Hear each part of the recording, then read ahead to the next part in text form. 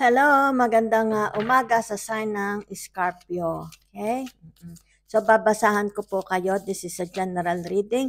Salamat po ng marami sa inyong subscribe, likes, and comments. So, ang reading ko po ngayon sa inyo is about the love and romance relationship. Ano po ang message sa inyo ni itong tinatawag na si Universe about your love and relationship. So, titingnan po natin ha. Kung kayo po ay may mga tanong sa inyong kaisipan, okay, ready lang po ninyo at bago matapos ang ating tinatawag na reading, yan, huhugot po ako ng isang card. Okay? At yun po ang sagot sa inyong mga katanungang nasa inyong kaisipan.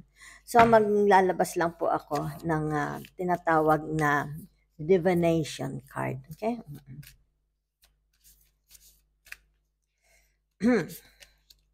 So, dito sinasabi na make no judgments. Yan ha? Okay.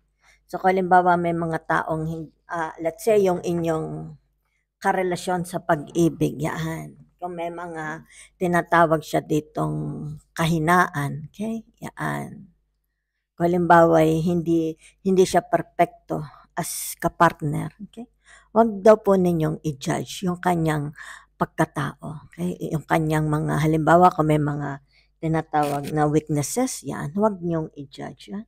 Ibig sabihin, tanggapin mo siya kung ano man siya. Okay? Dahil siya ang minahal mo, titanggapin mo ang kanyang pagkatao. Ha? Okay, so maglalabas pa ako ng isa. Ha? Yan. Ibig sabihin, magkaroon kayo ng faith, sampalataya sa inyong relationship na ito about love or romance relationship na pinasok ninyo. Okay? Palagi kayong halimbawa maniwala sa kanyang mga sinasabi. Okay? Especially yung kadalisayan ng kanyang puso. Okay? So, ano pa?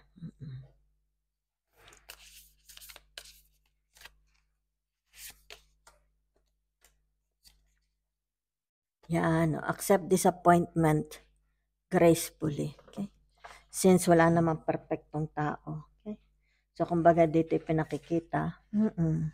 Kung hindi man siya ang inyong soulmate, at kumbaga dito meron kayong mga disappointment na natuklasan about this character or yung kanyang traits. Okay? Ibig sabihin dito, ay, hindi, accept is as an adult. Okay? Oo. Magkaroon dito yung tinatawag na maturity. Okay?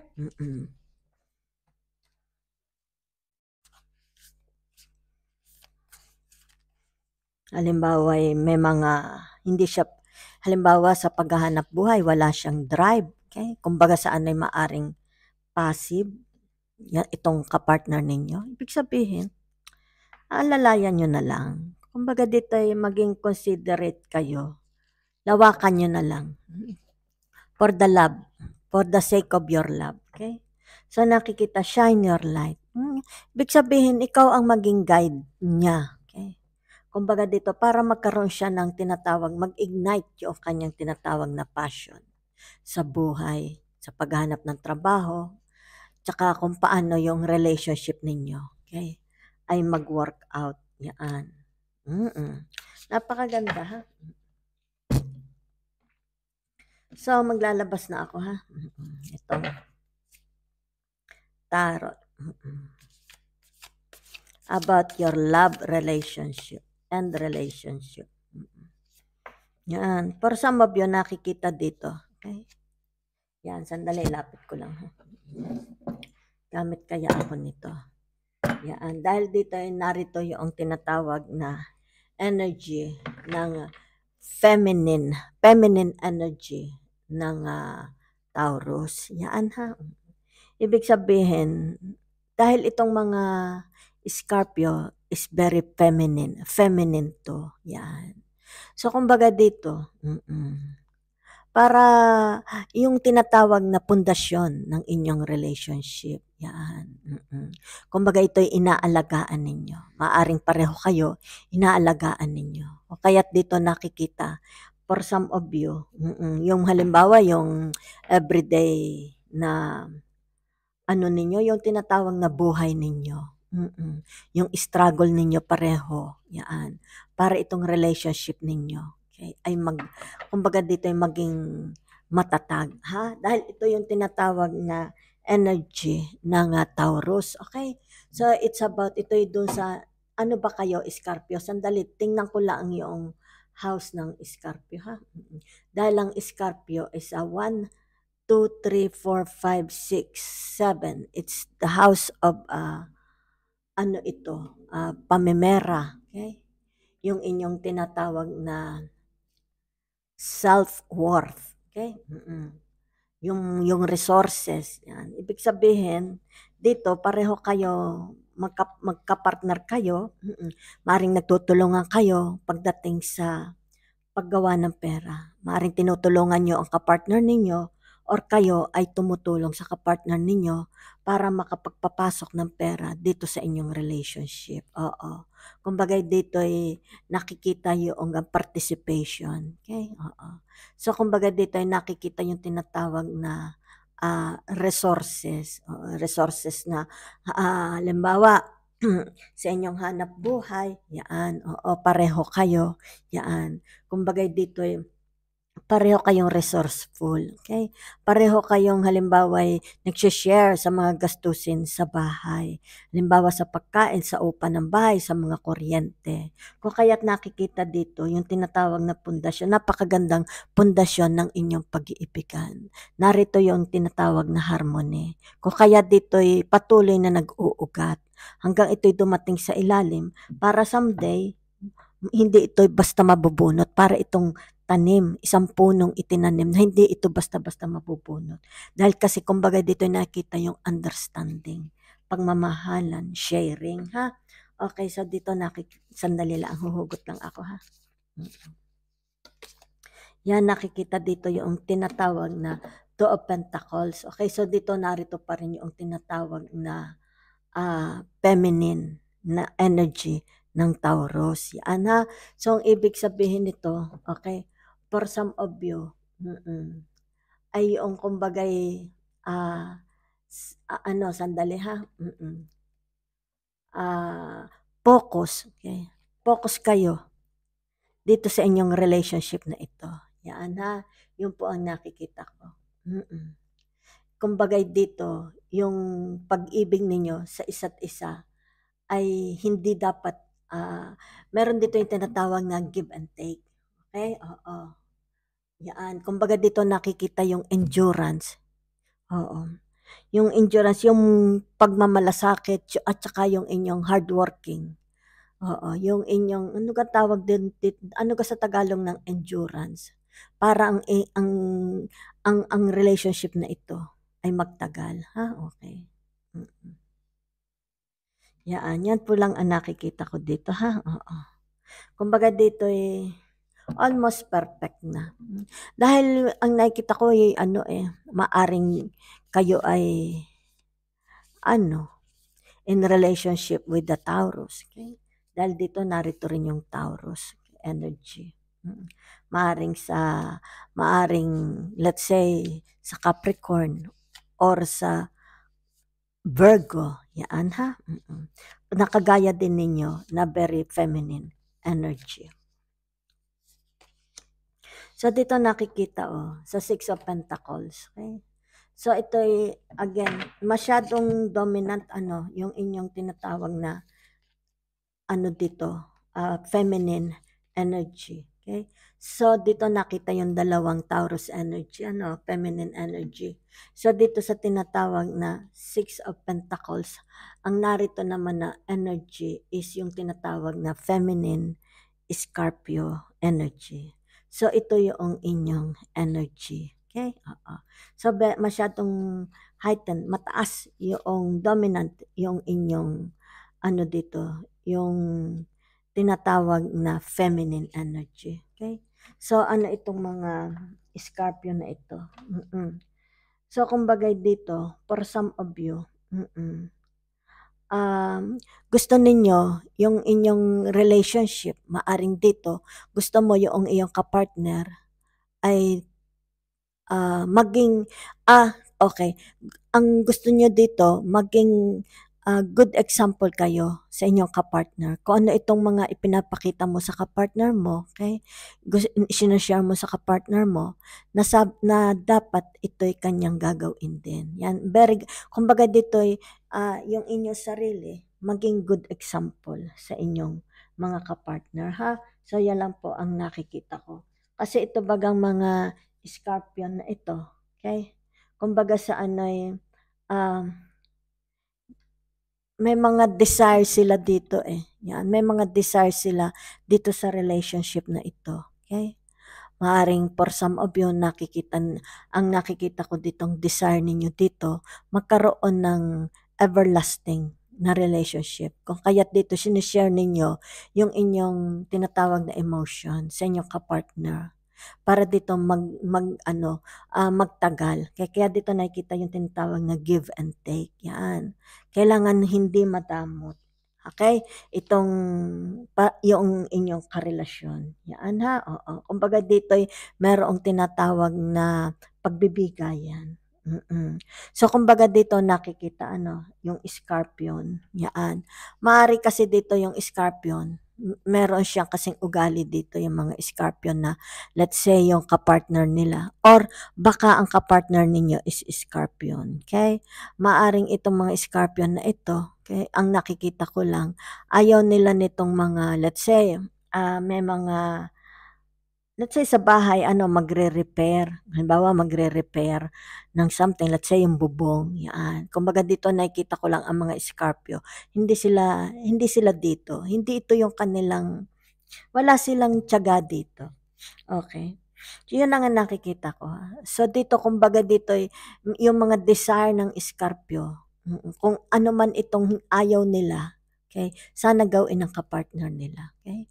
So let's say, ang desire ng Scorpio is magandang bahay, magandang salas, magandang kusina, okay? So sasabihin nila doon sa mga kapartner nila, ito ang gusto ko sana, yung desire ko, magkaroon ako ng magandang kusina, magandang salas.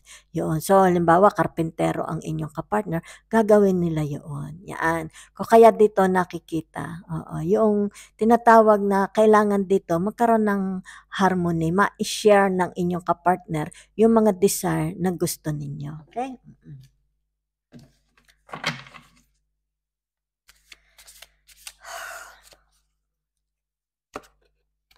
So dito nakita yung tinatawag na Six of Swords, ha? Okay. So ano dito yun, it's about thoughts, your thoughts, Scorpio, okay? So dito sa Six of Swords, narito yung tinatawag na very masculine energy ng Aquarius, okay? Excuse me po at ako napadighan. So, anong ibig sabihin nito? Yan. For some of you, you are very caring. Okay? Nakikita dito. Dahil kasi itong si Aquarius na ito, okay, is more on a relationship. Okay? Yan. So, kumbaga dito, narito yung tinatawag na planet ni Saturn. Okay? So, for some of you, nakita ko dito, yung tinatawag na organized plan. Okay? Maring for some of you, gusto ninyo itong papasukan ninyo na bagong love relationship or ito'y romance, yan. Ito'y pinaplano nyong maigi bago kayo papasok dito. Yan. Kaya dito, yung tinatawag na Six of Swords, it's about your thoughts. Yan. Pinag-isipan ninyong maigi. Bago kayo pumasok dito sa relationship na ito, kailangan ito'y pinaplano. Yan. Pinagplanuhan ninyong mabuti ito. Yan. Pinag-isipan ninyong maigi, ha? Okay. So dito narito din yung tinatawag na si Uranus. Okay? So itong ibig sabihin nitong si Uranus na ito, okay? Itong planet Uranus na ito, yung tinatawag na maturity. Yan. So, kumbaga dito, very matured kayo. Pag pumasok kayo dito sa isang relationship dito, nakikita yung inyong maturity. Yan, okay? Kumbaga dito yung tradisyon na sinasabi. Okay? Oo. Anong ibig sabihin ng tradisyon na yun? It's about a marriage. Gusto nyo magkaroon dito ng marriage. O kaya yung kumbaga dito halimbawa every Sunday, sisimba kayo. Yan. Yun ang tinatawag na tradisyon. Kaya dito, narito yung tinatawag na Uranus and Saturn. Ha? Okay. So, kumbaga dito, for some of you, ang nakikita ko naman, okay, is very, napaka maingat kayo. Yung tinatawag na, dahil dito sa Uranus, okay, kumbaga dito ano-ano, sandali ha, about karma. Yan. Oo. Kumbaga dito, halimbawa, kung ano yung ginagawa mo dito sa relationship na ito ng mga magaganda. Yan. Na ito'y kumbaga sa iyo'y maibalik. Kumbaga dito'y pagpalain. Kumbaga dito'y magkaroon ng blessing from the universe. Yan. Para itong relationship na ito ay mag-last. Yan ha. Kumbaga dito kung halimbawa kayo very loyal, okay? Hindi kumbaga very yung tinatawag na hindi kayo infidel, yan ang karma. Kumbaga dito kasi naniniwala kayo sa karma. Kung ano itong napakagandang ginawa mo sa relationship na ito'y magkakaroon ng blessings sa universe. Okay? Oo. Kaya dito pumasok yung Saturn and Uranus. Ibig sabihin, it's about tradition. Yan, yung pagmamahal, marriage, yung loyalty. Yan. At saka yung pagpaplano, yung maturity nakikita dito. Ha? So, for some of you, it's very, very, naman dito, nakikita ko, dahil ito yung bottom card, na 9 of Wands, okay? So, ibig sabihin nitong 9 of Wands na ito, narito yung tinatawag na energy ng very fiery energy ng Sagittarius, okay? So, dito, for some of you, it's about your wisdom, okay? Ano pa ang dala ni Sagittarius, okay? It's about yung tinatawag na maaring kayo merong philosophy sa buhay na kumbaga dito'y sinasabi ninyo, okay, na pagka halimbawa importante sa isang pamilya ang give and take. Yan, yun ang, may mga philosophy kayo kung kaya dito nakikita yung success ng isang relationship. Okay?